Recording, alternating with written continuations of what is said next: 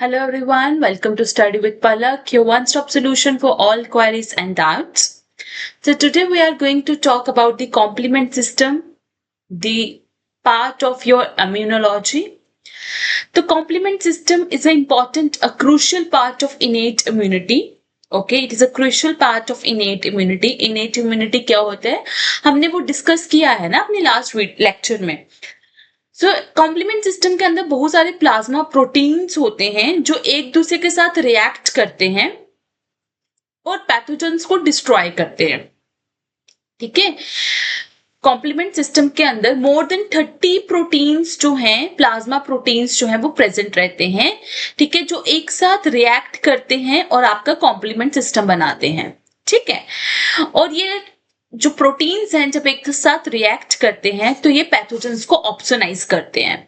ऑप्सोनाइज का मतलब क्या होता है कि पैथोजेंस की डिस्ट्रक्शन करते हैं बाय कोटिंग दैट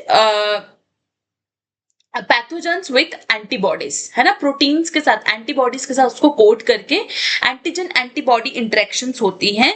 ठीक है, और उस पैथोजेंस को डिस्ट्रॉय करते हैं. ठीक है, बहुत सारे प्रोटीन्स हैं, 30 प्लाज्मा प्रोटीन्स हैं जो कि डिफरेंट तरीके से काम करेंगे. ठीक है, और आपका कॉम्प्लीमेंट सिस्टम बनाएंगे. ठीक है, सो कॉम्प्लीमेंट सिस्टम इनेट इम्यूनिटी का पार्ट है. ठीक है, आपके large number of more than 30 plasma proteins हैं जो एक दूसरे के साथ रिएक्ट करते हैं, पैथोजेंस को डिस्ट्रॉय करते हैं. ठीक है, और एक इंफ्लेमेटरी रिस्पॉन्स जनरेट करते हैं ताकि वो इन्फेक्शन के साथ फाइट कर सकें. ठीक है, आपके जो ये प्रोटीन्स है, plasma proteins, they are mainly produced by liver. ठीक है, लीवर से प्रोड्यूस होते हैं और ये इनएक्टिव फॉर्म में सर्कुलेट होते हैं. ठीक है, लीवर में प्रोड्यूस होंगे और आपके ब्लड में ये सर्कुलेट होंगे इन द इनएक्टिव फॉर्म, ज़ाइमोजेंस की फॉर्म में. ठीक है, ये डिफरेंट तरीके से एक्टिवेट होंगे. अभी हम अलग पाथवेज पढ़ेंगे ना तो हम उसमें देखेंगे कि इसको एक्टिवेट किस तरह से किया जाता है. ठीक है, जैसे ही एक्टिवेट होंगे तो फैगोसाइटोसिस करेंगे, मतलब कि सेल को इनगल्फ करेंगे, सेल को डाइजेस्ट करेंगे. कौन से सेल को? फॉरेन सेल को, है ना, पैथोजेंस को. ठीक है, उनकी लाइसिस करेंगे, इनको डिस्ट्रॉय करेंगे, उनको इनगल्फ करेंगे. ठीक है, इन्फ्लेमेशन को प्रमोट करेंगे, पैथोजन की लाइसिस कर रहे हैं और इनेट और अडेप्टिव इम्यूनिटी को ब्रिज कर रहे हैं. ठीक है, सो क्या बोला मैंने कि आपके पास मोर देन 30 प्लाज्मा प्रोटीन्स हैं. ठीक है, मोर देन 30 प्लाज्मा प्रोटीन्स हैं जो कि एक साथ मिलकर कॉम्प्लीमेंट सिस्टम बनाते हैं, जो कि एक साथ मिलकर कॉम्प्लीमेंट सिस्टम बना रहे हैं. ठीक है, ये आपके प्रोटीन्स कहाँ से प्रोड्यूस हो रहे हैं? लीवर से प्रोड्यूस हो रहे हैं. किस फॉर्म में होंगे? ये इनएक्टिव फॉर्म में होंगे. और जब ये एक्टिवेट होंगे तो ये आपके क्या करेंगे? ये पैथोजन को डिस्ट्रॉय करेंगे. ठीक है, पैथोजन की लाइसिस करेंगे, ये फैगोसाइटोसिस करेंगे. फैगोसाइटोसिस क्या होता है कि जो भी आपका पैथोजन है, जो भी आपका सेल है, उसको इनगल्फ करेंगे, उसको डाइजेस्ट करेंगे और इनेट और अडेप्टिव इम्यूनिटी को ये क्या कर रहे हैं? ब्रिज कर रहे हैं. ठीक है, आपके पास मोस्टली 11 प्रोटीन्स हैं जो कि इसके साथ इन्वॉल्व रहते हैं. ठीक है, हमारे पास 30 से ज्यादा प्रोटीन्स हैं, बट उसमें से 11 प्रोटीन्स जो हैं वो आपके ज्यादातर इसके अंदर इन्वॉल्व रहते हैं. ठीक है, मोस्टली 11 प्रोटीन्स है जो इसमें इन्वॉल्व रहते हैं. एक आपका प्रोटीन बी, C1 से लेके C9 एंड डी. ठीक है, तो ये आपकी 11 प्रोटीन्स है जो ज्यादातर कॉम्प्लीमेंट सिस्टम में पार्टिसिपेट करते हैं. ठीक है, और ये आपके प्रोटीन्स क्या है? ये आपके एंजाइम प्रिकर्सर्स हैं. ये आपके क्या है? एंजाइम प्रिकर्सर्स है जो कि आपकी एंजाइमेटिक रिएक्शंस को कैटालाइज करेंगे और आपके कॉम्प्लीमेंट सिस्टम के प्रोडक्ट्स को बनाएंगे. तो मैंने क्या बोला कि हमारे पास 30 प्रोटीन्स हैं, उसमें से 11 प्रोटीन्स जो हैं, जैसे कि बी हो गया, C1 से C9 हो गया, डी हो गया. ठीक है, ये ज्यादातर कॉम्प्लीमेंट सिस्टम में पार्टिसिपेट करते हैं. ये क्या करते हैं? एंजाइमेटिक रिएक्शंस को कैटालाइज करते हैं और कॉम्प्लीमेंट सिस्टम के प्रोडक्ट्स बनाते हैं. ठीक है, ओके, सो अब देखते हैं कॉम्प्लीमेंट सिस्टम के कंपोनेंट्स क्या होते हैं. तो पहला जो इंपॉर्टेंट कंपोनेंट है वो तो है कॉम्प्लीमेंट सिस्टम के प्रोटीन्स. ठीक है, C1 से C9. तो अगर मैं C1 कॉम्प्लेक्स की बात करूं, C1 कॉम्प्लेक्स जो है वो आपका एक प्रोटीन कॉम्प्लेक्स है जो कि आपके कॉम्प्लीमेंट पाथवे को, क्लासिकल कॉम्प्लीमेंट पाथवे को उसकी शुरुआत कौन कर रहा है? C1 कॉम्प्लेक्स कर रहा है। ठीक है, C1 कॉम्प्लेक्स क्या है? एक प्रोटीन कॉम्प्लेक्स है जो कि आपके क्लासिकल कॉम्प्लीमेंट पाथवे को स्टार्ट करता है। ठीक है, क्लासिकल कॉम्प्लीमेंट पाथवे को स्टार्ट करता है।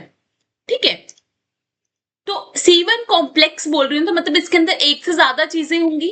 तो इस कॉम्प्लेक्स के अंदर आपके पास C1Q, C1R एंड C1S जो है वो प्रेजेंट रहेंगे। ठीक है, अगर मैं C1Q की बात करूं तो C1Q आपके रिकॉग्नाइजेशन यूनिट है इस कॉम्प्लेक्स की। ठीक है, ये एक बुके लाइक स्ट्रक्चर होता है।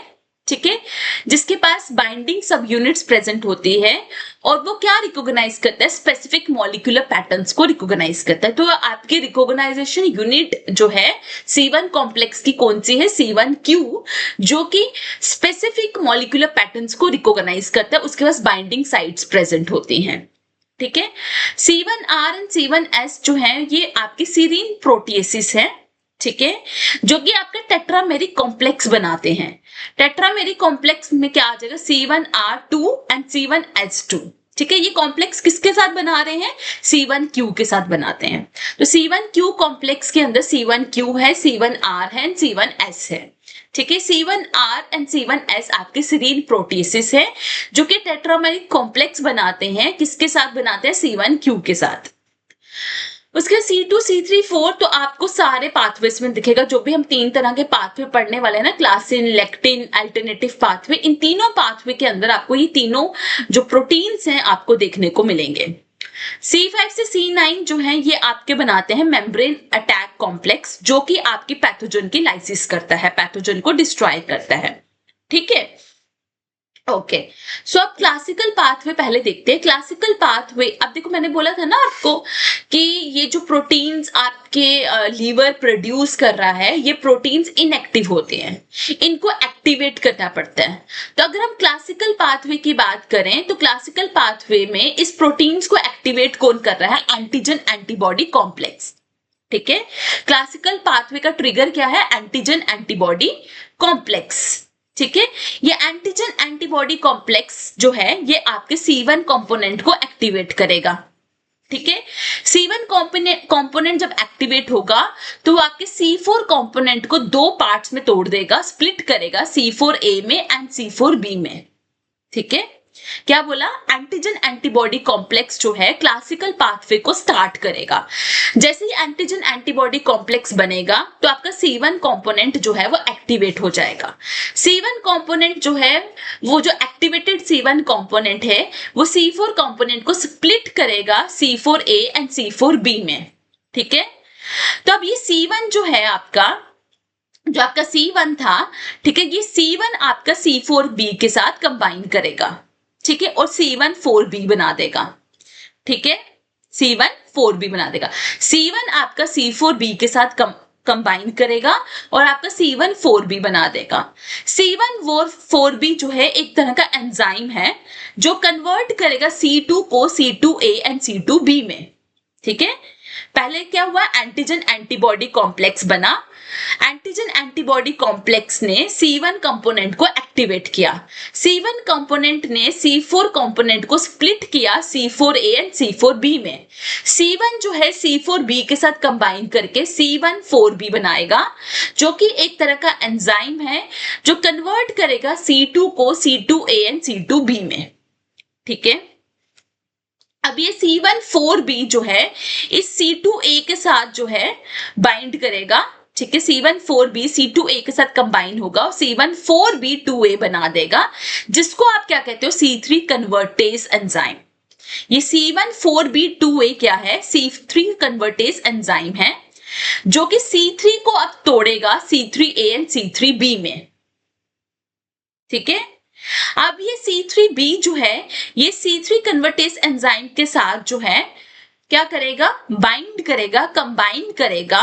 ठीक है, और बना देगा C1 4B 2A 3B। ठीक है, तो पहले क्या हुआ, आपका C2A C2B बना, C2A आपका C14B के साथ जो है वो कंबाइन किया और C3 कन्वर्टेज एंजाइम बना दिया। C3 कन्वर्टेज एंजाइम ने C3 को तोड़ा C3A एंड C3B में, ठीक है, और आपका C3B जो है उस C3 कन्वर्टेज एंजाइम के साथ जो है कंबाइन करेगा और आपका C14B2A3B बना देगा। ठीक है, C3B जो है वो किसके साथ कंबाइन किया, C3 कन्वर्टेज के साथ कंबाइन किया और क्या बना दिया उसने, C14B2A3B बना देगा, जिसको हम बोलेंगे C5 कन्वर्टेज। अभी C5 कन्वर्टेज क्या करेगा, C5 को C5A एंड C5B में स्प्लिट करेगा। ठीक है, अब C5B जो है C6 C7 C8 C9 के साथ कंबाइन करेगा और क्या बना देगा, आपका C5B6 7 8 9 बना देगा, जो कि आपका मेम्ब्रेन अटैक कॉम्प्लेक्स है। ठीक है, ये मेम्ब्रेन अटैक कॉम्प्लेक्स क्या करेगा, आपके पैथोजन को लाइज करेगा। कैसे लाइज करेगा, उसकी मेम्ब्रेन के ऊपर पोर्स बना देगा। ठीक है, जिसके से पैथोजन जो है वो उसकी लाइसिस हो जाएगी, पैथोजन डिस्ट्रॉय हो जाएगा। ठीक है, सो ये जो एंटीजन एंटीबॉडी कॉम्प्लेक्स बना था ना, ये जो एंटीजन एंटीबॉडी कॉम्प्लेक्स बना था, ठीक है, मतलब कि एंटीबॉडी एंटीजन के साथ बाइंड की थी, specifically IgM and IgG antibody, इन्होंने इम्यून कॉम्प्लेक्स बनाया। ठीक है, एंटीजन एंटीबॉडी कॉम्प्लेक्स बना, जिसकी वजह से एंटीबॉडीज के अंदर कन्फर्मेशनल चेंजेस आई, एंटीबॉडी के स्ट्रक्चर के अंदर चेंजेस आई। ठीक है, अब एंटीबॉडीज के स्ट्रक्चर के अंदर जब चेंजेस आई तो उन्होंने एंटीबॉडी के अंदर एक बाइंडिंग साइट थी, किसके लिए बाइंडिंग साइट थी, C1 कॉम्प्लेक्स के लिए बाइंडिंग साइट थी। ठीक है, एंटीबॉडी के स्ट्रक्चर में कुछ चेंजेस आए, ठीक है, और जो उसकी बाइंडिंग साइट थी ना वो एक्सपोज हो गई। ठीक है, वो बाइंडिंग साइट किसके लिए थी, C1 कॉम्प्लेक्स के लिए थी। C1 कॉम्प्लेक्स के अंदर C1Q था, C1R था, C1S था। C1Q जो है वो एंटीबॉडी के साथ बाइंड किया। ठीक है, C1 कॉम्प्लेक्स का कौन सा पार्ट बाइंड किया, वो रिकॉग्नाइजेशन साइट कौन सी थी, C1Q, उसने C1R और C1S को एक्टिवेट किया। ठीक है, और C1S जब एक्टिवेट हुआ उसने C4 एंड C2 को ब्रेक किया, जो कि हमने पढ़ा है अभी। ठीक है, C4 और C2 का ब्रेकडाउन हुआ था ना, तो किसकी वजह से हुआ, जब आपका C1S जो है C1 कॉम्प्लेक्स का एक्टिवेट होगा, वो C4 एंड C2 को क्लीव करेगा, स्प्लिट करेगा। ठीक है, I think classical pathway clear हो गया। ओके, अल्टरनेटिव पाथवे जो है इसको ट्रिगर कौन करता है, बैक्टीरियल एंडोटॉक्सिन्स। बैक्टीरियल एंडोटॉक्सिन्स क्या होते हैं, बैक्टीरियल एंडोटॉक्सिन्स आपके लिपोपॉलीसेक्राइड्स होते हैं। बैक्टीरियल एंडोटॉक्सिन्स आपके लिपोपॉलीसेक्राइड्स होते हैं, जो कि आपको ग्राम नेगेटिव बैक्टीरिया के आउटर मेम्ब्रेन्स पे मिलेंगे। ठीक है, जो कि आपको ग्राम नेगेटिव बैक्टीरिया के आउटर मेम्ब्रेन पे मिलेंगे। ठीक है, अल्टरनेटिव पाथवे जो है this is triggered by bacterial endotoxin. Bacterial endotoxin जो है ये आपके लिपोपॉलीसेक्राइड्स हैं, जो कि आपको ग्राम नेगेटिव बैक्टीरिया के आउटर सेल मेम्ब्रेन पे मिलेंगे। ठीक है, और ये एंडोटॉक्सिन्स कब रिलीज होते हैं, जब आपका बैक्टीरिया जो है वो डेड हो जाता है। तो ये लिपिड ए पोर्शन जो है लिपिड पॉलीसेक्राइड्स का, ये आपका बायोएक्टिव कंपोनेंट है, जो कि आपके पैथोजेनिक रिस्पॉन्सेस को ट्रिगर करता है। ठीक है, ये आपके पैथोजेनिक रिस्पॉन्सेस को ट्रिगर करता है। ठीक है, तो क्या बोला, बैक्टीरियल एंडोटॉक्सिन्स क्या होते हैं, ये आपके लिपोपॉलीसेक्राइड्स हैं, जो कि आपके आउटर सेल मेम्ब्रेन पे प्रेजेंट होते हैं ग्राम नेगेटिव बैक्टीरियाज के। इस लिपोपॉलीसेक्राइड्स का लिपिड ए जो पोर्शन है वो आपका बायोएक्टिव कंपोनेंट है। ठीक है, जो कि आपका ट्रिगर करता है इम्यून रिस्पॉन्सेस को, जैसे वो आपके ह्यूमन ब्लड के अंदर एंटर करता है। ठीक है, अच्छा, बैक्टीरियल एंडोटॉक्सिन्स के अलावा इसके और क्या ट्रिगर्स हो सकते हैं, यीस्ट सेल वॉल हो सकती है, कोबरा विनोम फैक्टर हो सकता है इसका ट्रिगर, एंड स्पॉन्टेनियसली ये ट्रिगर हो सकता है थ्रू C3 टिक ओवर।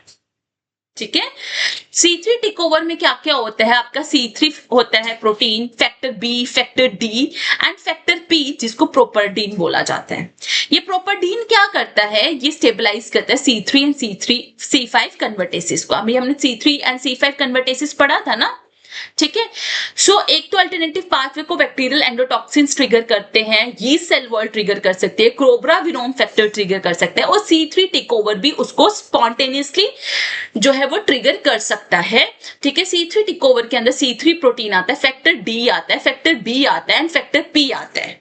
ठीक है, तो देखो हो क्या रहा है, देखो आपके C3 की स्पॉन्टेनियस हाइड्रोलिसिस हो रही है। जब C3 जो है हाइड्रोलाइज करेगा वो तो C3B बनाएगा। ठीक है, C3B जो है फैक्टर B के साथ कंबाइन करेगा, साथ ही साथ फैक्टर D जो है मदद करेगा फैक्टर B को स्प्लिट करने में इनटू BA एंड BB। ठीक है, तो आपका C3 की हाइड्रोलिसिस हुई, C3B बना। ठीक है, C3 की हाइड्रोलिसिस हुई, C3B बना। C3B जो है वो फैक्टर B के साथ और फैक्टर D के साथ जो है वो अटैच होगा और आपका BA एंड BB जो है वो बनेगा। तो आपका B जो है वो टूट कर क्या बना रहा है, BA बना रहा है, BB बना रहा है। ठीक है, अब ये जो फैक्टर BB है ये C3B के साथ कंबाइन करेगा। ठीक है, ये आपके C3B के साथ कंबाइन करेगा और C3 कन्वर्टेस बना देगा। मतलब वही स्टार्ट हो गया दोबारा से, C3 कन्वर्टेस बनेगा और बाकी वही सेम काम होगा। C3 कन्वर्टेस C3 को तोड़ेगा C3A एंड C3B में, फिर आपका C5 कन्वर्टेस बनेगा एंड आपका मेम्ब्रेन अटैक कॉम्प्लेक्स बनेगा। बाकी सारा सेम है, बस स्टार्टिंग से थोड़ा सा डिफरेंट है। वो क्या है कि आपका C3 की हाइड्रोलिसिस हुई, आपका C3B बना, वो फैक्टर B और फैक्टर D के साथ अटैच होगा। ठीक है, फिर आपका BB जो है वो C3B के साथ कंबाइन करेगा और C3 कन्वर्टेस बनाएगा। बस इतना सा डिफरेंस है, बाकी सारा सेम है। उसके बाद लेक्टिन मैनोस पाथवे, ये लेक्टिन मैनोस पाथवे जो है डिपेंड करता है मैनोस बाइंडिंग लेक्टिन प्रोटीन के साथ। ठीक है, ये प्रोटीन आपका लीवर के अंदर सिंथेसाइज होता है। ठीक है, आपके कुछ ऑर्गेनिजम्स होते हैं जैसे सैल्मोनेला हो गया, निसीरिया हो गया, फंजाई कैंडिडा हो गया, जिसकी सेल वॉल में ग्लूकोज और मैनोस जो है वो प्रेजेंट रहता है। जैसे ही बैक्टीरियास ये ऑर्गेनिजम्स आपकी बॉडी में एंटर करते हैं तो आपकी बॉडी में जो ये प्रोटीन है मैनोस बाइंडिंग लेक्टिन प्रोटीन जो है इसको रिकॉग्नाइज करता है और एक्टिवेट करता है mannose binding lectin associated serine protease को, MASP को एक्टिवेट करता है। Mannose binding lectin associated serine protease को एक्टिवेट करता है।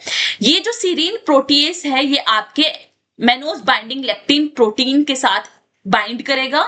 ठीक है, और C4 एंड C2 को एक्टिवेट करेगा। जैसे C4 और C2 एक्टिवेट होते हैं तो वो C4A, C4B and C2A, C2B में टूट जाएंगे। ठीक है, C4B एंड C2A जो है वो आपस में कंबाइन करेंगे। ठीक है, और C4B2A बना देंगे जो कि आपका C3 कन्वर्टेस है। अब C3 कन्वर्टेस बन गया, आगे का पाथ बिल्कुल सेम है जो कि हमने क्लासिकल और अल्टरनेटिव पाथवे में पढ़ा। ठीक है, C3 कन्वर्टेस तक आपका पाथवेज डिफरेंट रहेंगे, उसके बाद आपका कॉमन पाथवे है सारे। ठीक है, सो आपका क्लासिकल पाथवे जो था that was activated by antigen antibody complex. आपका alternative pathway that was triggered by bacterial endotoxin, yeast cell wall, C3 take over. ठीक है, जिसमें फैक्टर B फैक्टर D जो थे वो इन्वॉल्व थे। एंड आपका लेक्टिन मैनोस पाथवे जो है ये आपका एक्टिवेट हो रहा है मैनोस बाइंडिंग लेक्टिन प्रोटीन की वजह से, जो कि आपका कहां पर प्रेजेंट है, ये आपका प्रेजेंट है आपके लीवर में। बट ये कब अपना काम करेगा, जब आपकी बॉडी में कुछ ऐसे बैक्टीरियाज, कुछ ऐसे ऑर्गेनिजम्स एंटर करेंगे जिनकी सेल वॉल में ग्लूकोज एंड मैनोस प्रेजेंट होगा। तो उस ग्लूकोज और मैनोस को कौन रिकॉग्नाइज करेगा, वो प्रोटीन रिकॉग्नाइज करेगा, उसके साथ बाइंड करेगा। ठीक है, और एक्टिवेट करेगा mannose binding lectin associated serine proteases को, दैट इज MASP। ठीक है, जिसकी वजह से आपके C4 और C2 एक्टिवेट होंगे और आपके C3 कन्वर्टेस जो है वो बनेगा जब C4B एंड C2A आपस में कंबाइन करेंगे। समझ आई बात? ओके, अब देखो कुछ जैसे कि C3B, उसका कोई काम हमें पता नहीं था ना C3B क्या कर रहा है। तो C3B जो है ये आपके ऑप्सोनिन की तरह काम कर रहा है। ठीक है, ये स्पेसिफिक ये बाइंड करेगा टू माइक्रोबियल सरफेसेस। ठीक है। C3b आपके माइक्रोबियल सरफेसेस के साथ बाइंड करता है ताकि इम्यून सेल्स उसको रिकॉग्नाइज कर सके और उसकी फैगोसाइटोसिस कर सके। बेसिकली C3b क्या करता है, न्यूट्रोफिल्स और मैक्रोफेजेस को एक्टिवेट करता है ताकि आपके जो पैथोजन है, माइक्रोब्स जो है, उनकी फैगोसाइटोसिस हो सके। ठीक है। C3 and C5b जो है दे एक्ट एज एनफाइलोटॉक्सिन्स, ठीक है, जो कि आपके ट्रिगर करते हैं इन्फ्लेमेटरी रिस्पॉन्सेस को, ठीक है, अटैक करते हैं फैगोसाइट्स को to the site of infections. ठीक है। आपके C3a, C4a, C5a ये आपके बेसोफिल सेल्स को और मस्ट सेल्स को एक्टिवेट करते हैं ताकि आपके इन्फ्लामेशन के जो मीडिएटर्स हैं उसको रिलीज करें, जैसे हिस्टामाइन से सेरोटिन को वो रिलीज करते हैं ताकि आपका इम्यून रिस्पॉन्स जो है वो ट्रिगर हो सके। सॉरी। जो आपका मैक कॉम्प्लेक्स है C5b6 7 8 9 ये आपके बैक्टीरियल सेल वॉल को रप्चर करता है, सेल की लाइसिस करता है। ठीक है। सो ये था आपका कॉम्प्लीमेंट सिस्टम जो कि मैंने बड़े सिंपल वे में आपको एक्सप्लेन किया है। ठीक है। आपको आई थिंक इस वीडियो के बाद कॉम्प्लीमेंट सिस्टम बिल्कुल क्रिस्टल क्लियर हो जाएगा, आपको कोई डाउट्स नहीं रहेंगे कॉम्प्लीमेंट सिस्टम के अंदर। So that's all.